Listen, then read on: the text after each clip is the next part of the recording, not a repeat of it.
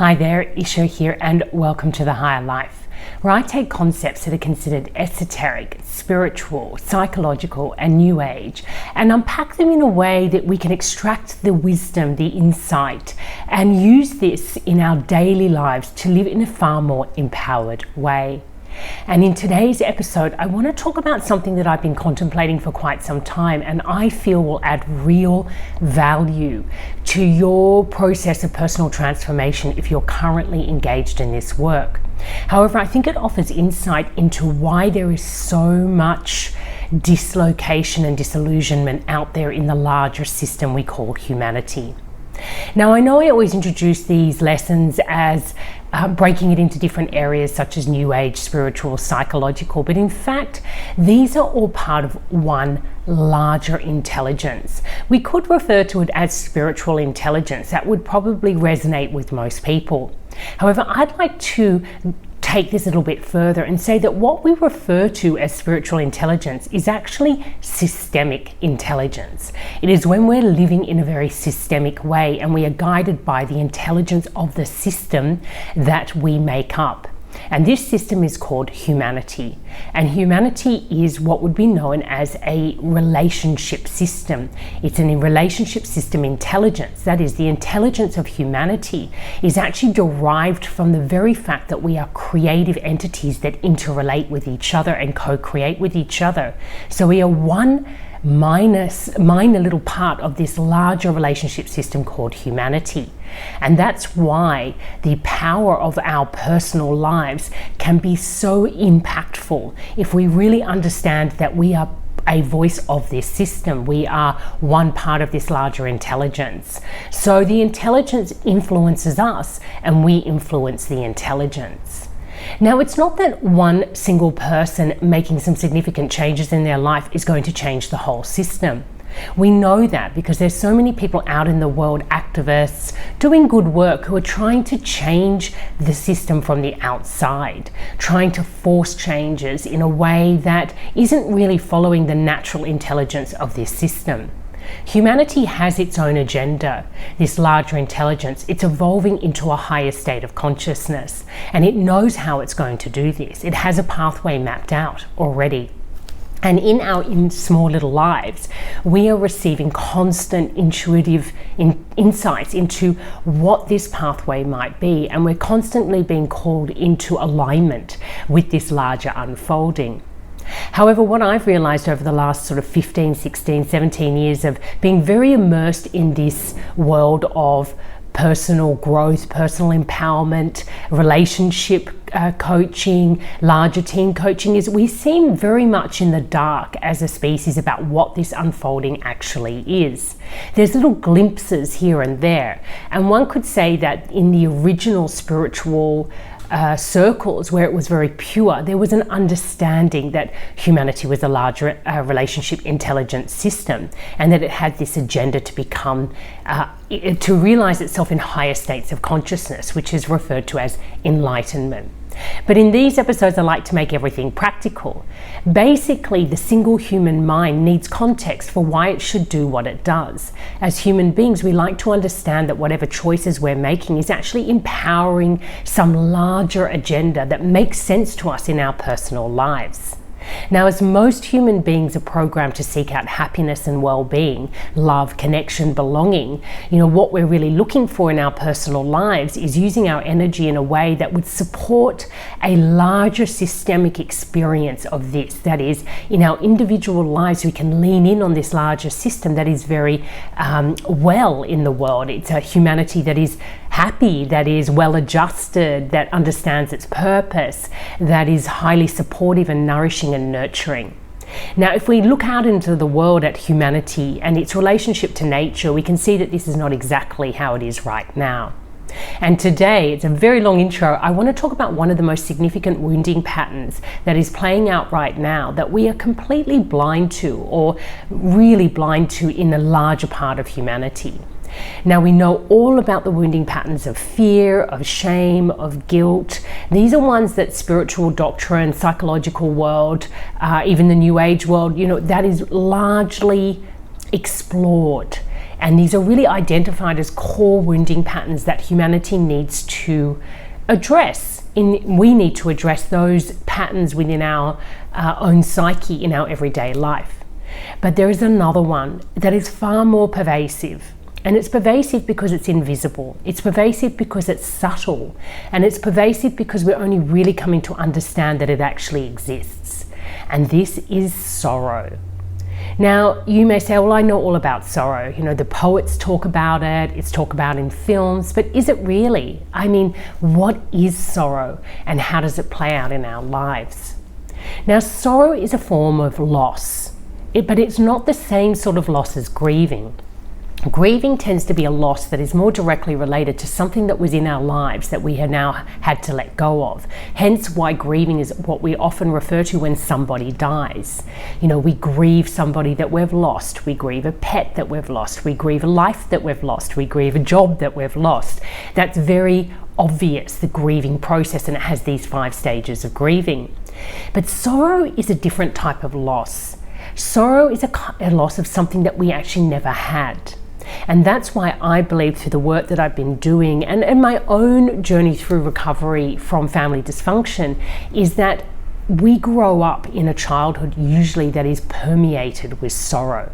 And that is because our parents usually have grown up in families where they really didn't get their emotional needs met, and there was not a lot of psychological maturity, which means they didn't really get to be children. And often they had to parentify, that is, grow up too quickly in a world that really they weren't ready for. And that we've seen that happen over generations and generations. So myself, I've grown up in an environment where there's a lot of awareness now about how important bonding is, how important having your needs met as a child is, and not just physical needs, but spiritual, psychological, and emotional. And that there are very real consequences for those needs not being met. Largely, the emotional and psychological needs not being met leave children in a state of emotional overwhelm and psychological duress, which creates a sort of emotional duress that is extremely difficult to digest when you're a child. So it sort of is there all the time. It's your reality. There's something you know or sense you need, but it's just not happening. But as no one else is reflecting that back to you, it becomes a normalized experience of life to live in a state of sorrow, you know, of feeling a loss, but not being able to articulate what that loss is, and not having any real sense of how you might be able to resolve that loss in you. And most of us grow up and become adults and try to recreate our family system in a way to make up for that loss without actually understanding that's what we're doing. So put practically is, we try to do better with our own families, you know, to be more loving, to have better friendships, to be successful in our careers, to have this life that just looks really joyful and happy and supportive and nourishing and nurturing. And we talk to each other about how blessed we feel. You know, there's a lot of this collective rhetoric about this so-called better life, but often it's just lifestyle. It hasn't really addressed the underlying sorrow that the life was supposed to make up for in one way or another. So what's interesting about sorrow is its invisibility. Because we don't talk about it much, or we romanticize it through poetry, we don't really understand how pervasive it really is. I would put forward or propose that a huge part of humanity's issues right now come down to this undiagnosed sorrow that we are all trying to avoid. That is, we don't know how to work with this wounding pattern. So we're very busy in our lives trying to compensate, trying to create better lives, trying to fix so-called problems. And in this way, it offers a beautiful distraction from that underlying pervasive feeling that everything is not quite okay. And don't get me wrong, things are not quite okay. It's not a delusion, it's a real thing. So how does that tie back into what I was talking about at the beginning of the episode? Well, if we really take a moment and consider that spiritual intelligence is in fact systemic intelligence, and that when there is something that the system needs to happen, it signals it out into all the parts that make up its system. So if we know as a larger species, as a humanity, that sorrow is a very prevalent wounding pattern, that we are all experiencing it on one level or another. It draws our attention that this wounding pattern is something that we may need to bring out from the shadows, that is something hidden, and start to explore it in a more conscious way.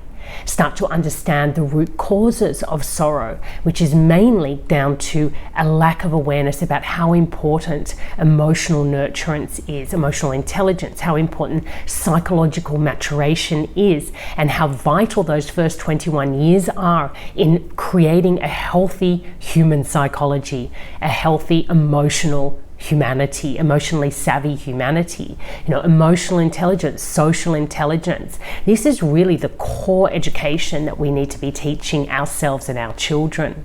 And sorrow is what I would call a kind of existential wounding. That is, it's not as dramatic as grief or shame or guilt or rage or terror. We're very, very well versed on fear, and we often mistake sorrow for fear. We think that our issue is related to being afraid rather than what it's really related to, which is this undiagnosed, prevalent absence of something that we needed, but we don't really know how to compensate for it or to make up for it. Because if you've never had it, if you didn't grow up in an environment with a lot of emotional nurturance, with a really healthy psychology, you don't really know what that is, and you're kind of grasping in the dark. I know I have been for many, many years trying to work out how to resolve the immense sorrow that has operated through my own life over many, many years. It's a kind of creative space, I guess. There's no one solution. But the first thing is to become very hyper aware that sorrow is as prevalent as it is, and it really manifests out into a certain sort of neediness, a need to belong, a need to have all these friends in our lives, a need to feel recognized and appreciated in our family systems and in our jobs, a need to present ourselves as being a certain way out into the public arena. Our social media is overpopulated with this kind of neediness.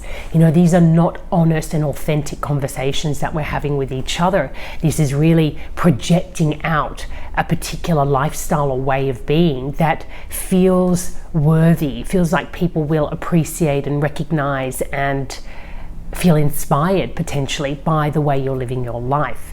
But there is something not quite right about that. There's some kind of neediness that isn't really healthy. We're really talking at each other and projecting at each other rather than having these really vibrant, inspired conversations about the presence of sorrow in our larger collective system. So humanity is in fact moving towards what would be called an enlightened state that would be facilitated through a compassionate mindset.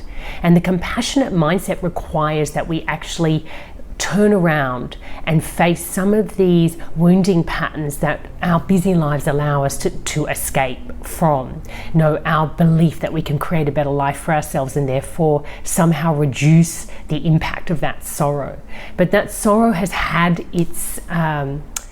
already impacted us when we're in childhood and in our adolescent years. And it plays out in really subtle ways, through what I call an enmeshed state, when our sense of self is really tied into a outer world. It can be our families, it can be even an inner experience we're having where we have a hypercritical inner self that is really judging the way our vulnerable self, our wounded self is operating in the world. It's quite a complicated space to get into in a very short video, but really what I wanted to bring forward here is the idea that sorrow may in fact be the most prevalent wounding pattern in the collective, that is in mainstream humanity right now. Of course, we have all those other players, all those other wounding players, we could say, happening, especially with the increase of war, that's going to bring some of those more tribal, extreme wounding patterns back into the public domain. But the one that we don't really look at and we find difficult to navigate is sorrow. I think it's such a powerful inquiry. What does sorrow mean to me? Have I ever really explored sorrow and the way it plays out in my life? Am I trying to compensate for a lack of something, but I don't really know what that lack is? I haven't been able to conceptualize it, to give a name to it, to make it something tangible. You know, I feel in the work that I've been doing for so many years that spirituality, systemic intelligence, it is practical, it is robust, it is impersonal, it has no stories attached to it. These are tools that we are being offered within our personal daily lives to really step up and support this larger agenda of humanity, to mature into this compassionate mindset and really realize a higher state of consciousness for itself, you know, where we are just lighter, more agile, more loving, more peaceful, all those things that we know are possible but we don't quite know how to get there. This is a process that we're in, and part of it is addressing what's hidden in the shadows, things like sorrow that are actually playing out in our relationships, in the world out there. You know, over all addictions in the end will come down to some sort of need to meet some sort of hole that we don't really know how it got there in the first place. Now, not everybody wants to deep dive into family dysfunction.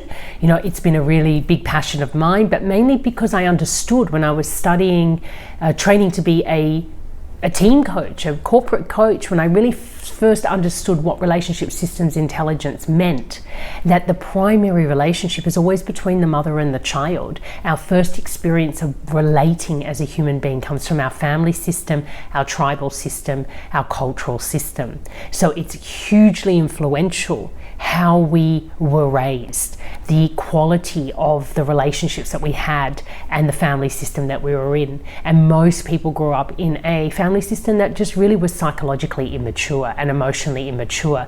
Maybe our parents are decent people, you know, but we don't like to look at that side of it. You know, we don't want to see all the failings. But it's really important if we want to address it in an educational way, such as the education I do at the Higher Life Academy.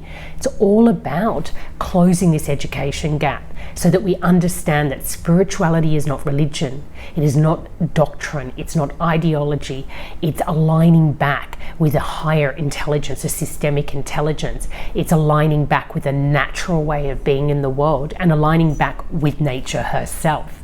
This is what we are destined to do as a species. You know, that's what we're being called forth to do, and the conditions will just keep heating up until we actually make that adjustment and that alignment.